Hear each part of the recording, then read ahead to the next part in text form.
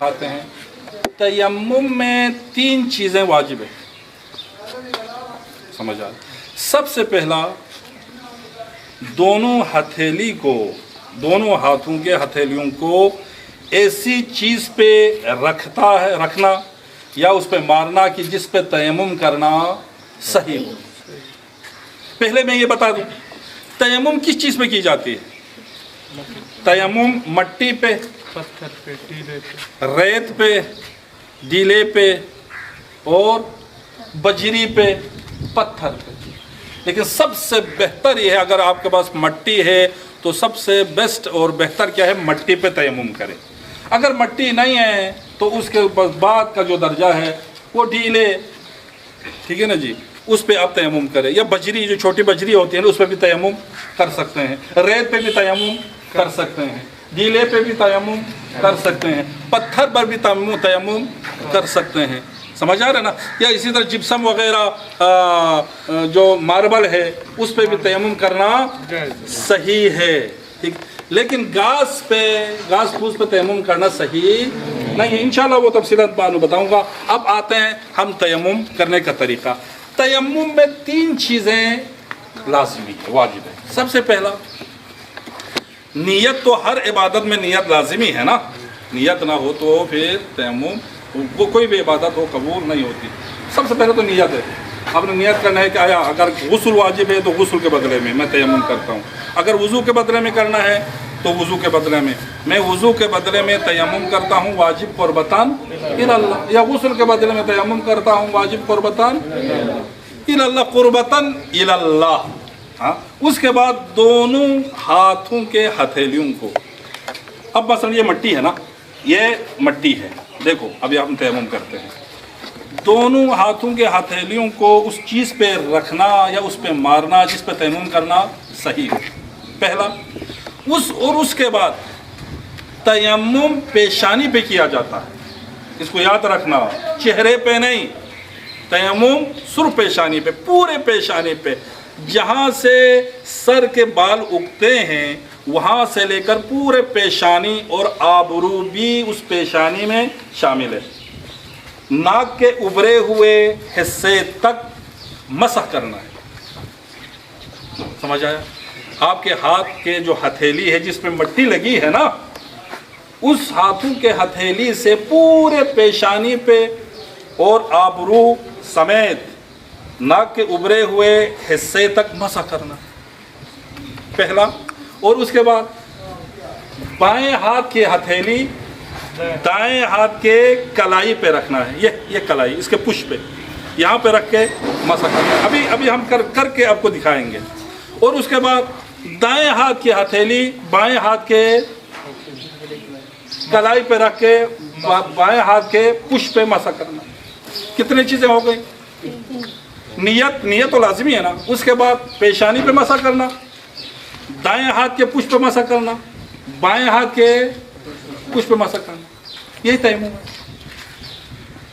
समझ आ रहा है?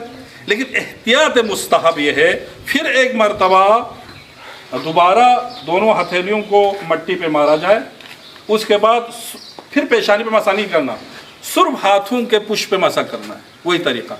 अब आए हम करके प्रैक्टिकल तौर पर आपको नौजवानों को अच्छा दिखाते हैं। अब देखो, पहला हम तयम्मुम करते हैं। मसलन वज़ू के बदले में तयम्मुम करता हूँ वाजिब क़ुर्बतान।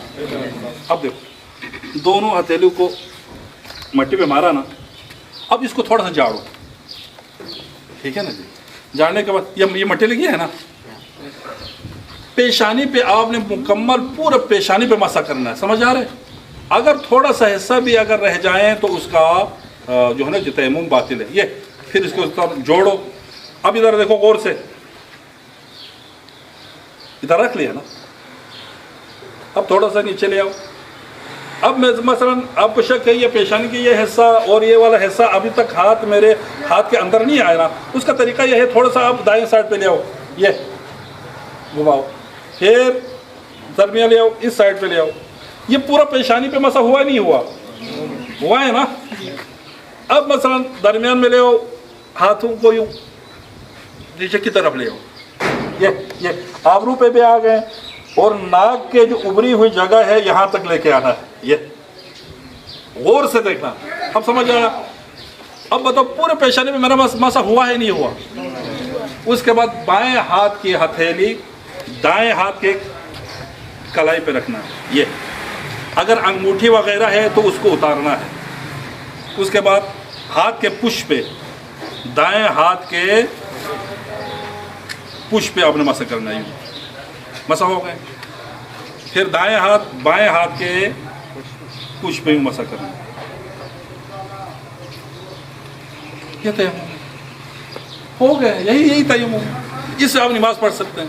پھر احتیاط مستحب یہ ہے ایک مرتبہ یہ احتیاط واجب نہیں ہے، احتیاط مستحب یہ ہے چاہے وضو کے بدلے میں ہو یا غسل کے بدلے میں ہو، ایک مرتبہ پھر احتیاطاً آپ ہاتھ مارے اس چیز پہ جس پہ تیمم کرنا صحیح ہو. پھر پیشانی پہ نہیں، صرف ہاتھوں پہ آپ نے مسح کرنا. ٹھیک ہے، اس کو کہتے ہیں تیمم. اب اس تیمم سے آپ نماز بھی پڑھ سکتے ہیں، اس سے آپ قرآن بھی پڑھ سکتے ہیں، اسی سے آپ مسجد میں بھی جا سکتے ہیں. ہر وہ اعمال و عبادات بندگی کی جس میں وہ تمام اعمال و عبادات آپ بجا لا سکتے ہیں. سمجھ آ رہے نہیں آ رہے؟ یہ کس صورت میں ہے؟ جب پانی نہ ہو. وہ مورد ہم نے بیان کیا. ٹھیک ہے نا جی.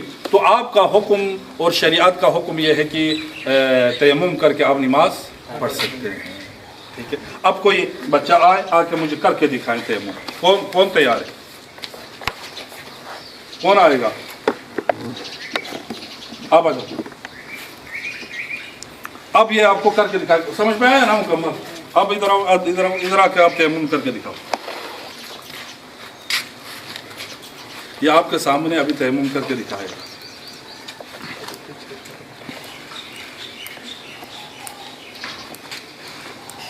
شاباش.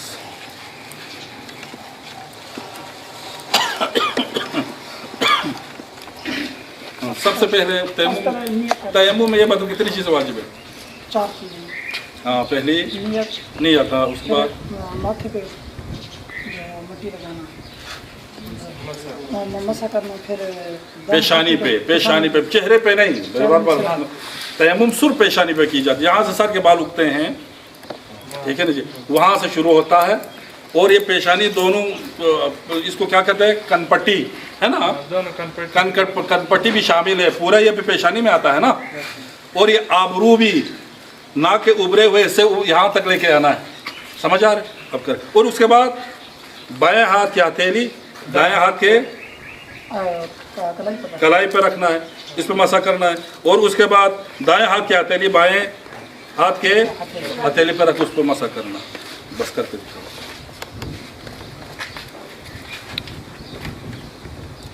ٹھیک ہے. شاباش. بال جو ہے نا جی وہ نہ آئے.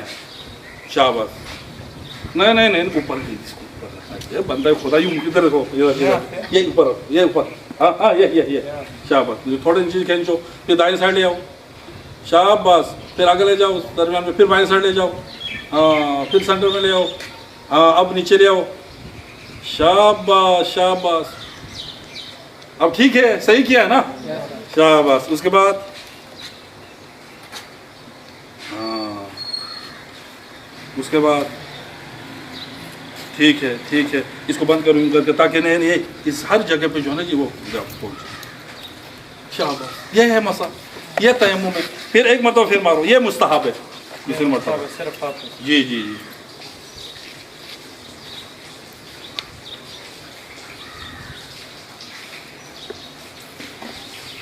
ٹھیک ہے. اب یہ ہے تیمم. اس سے آپ گوئے کے بعد طہارت ہو گئے، پاک ہو گئے. پھر آپ نماز بھی پڑھ سکتے ہیں، آپ قرآن بھی اٹھا کے پڑھ سکتے ہیں. ہر وہ اعمال عبادت آپ بجا لا سکتے ہیں جس کے لیے طہارت ضروری ہے. اب سمجھ میں آ رہے نہیں آ رہے؟